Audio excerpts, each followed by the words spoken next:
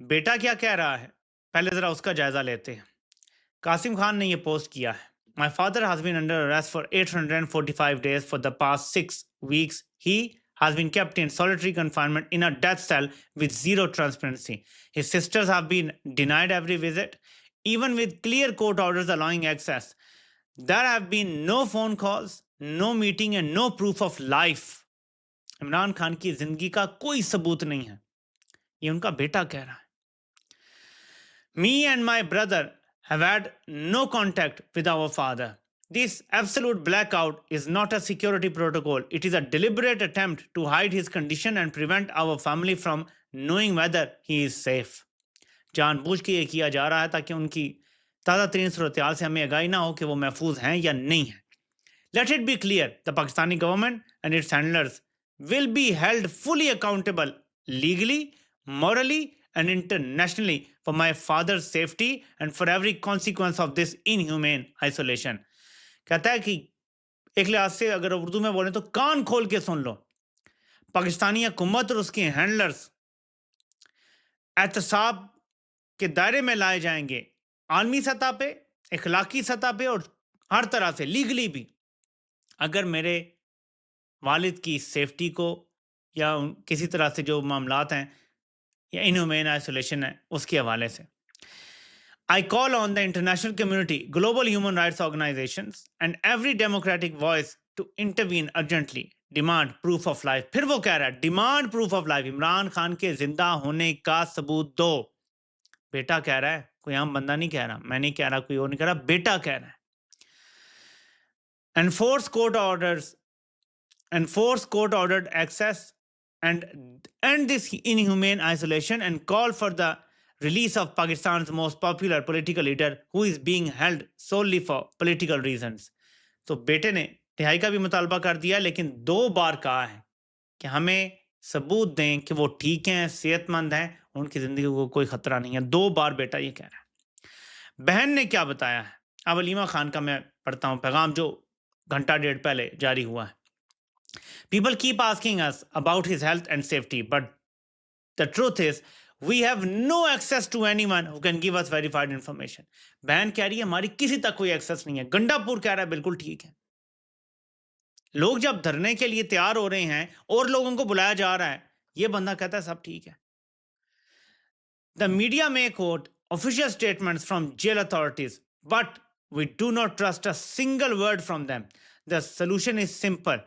Follow court orders and allow his family, his lawyers, and his party leadership to meet him. The only reason we believe him to be safe is because the authorities would not dare to hurt even a hair on Imran Khan's head.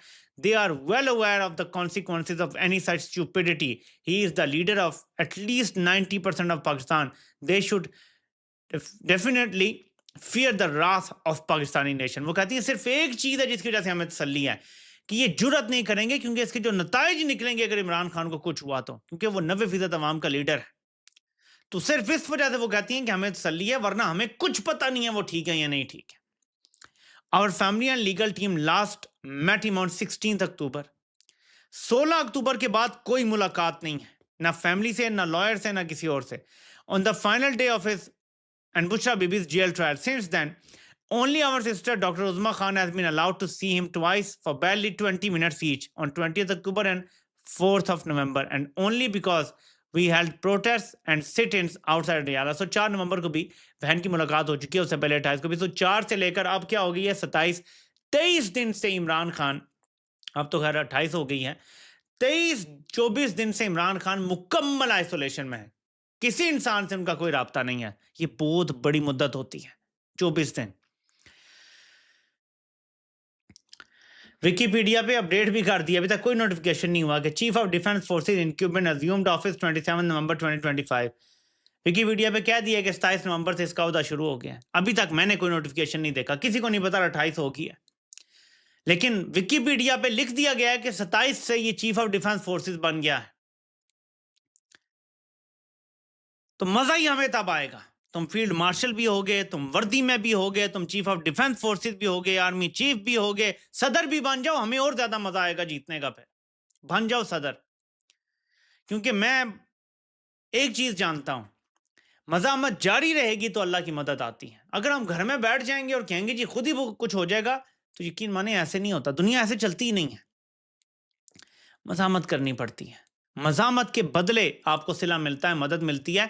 دیکھیں بدر ہمارے لیے سب سے بڑا ایک رہنمائی کے طور پہ ایک واقعہ ہے.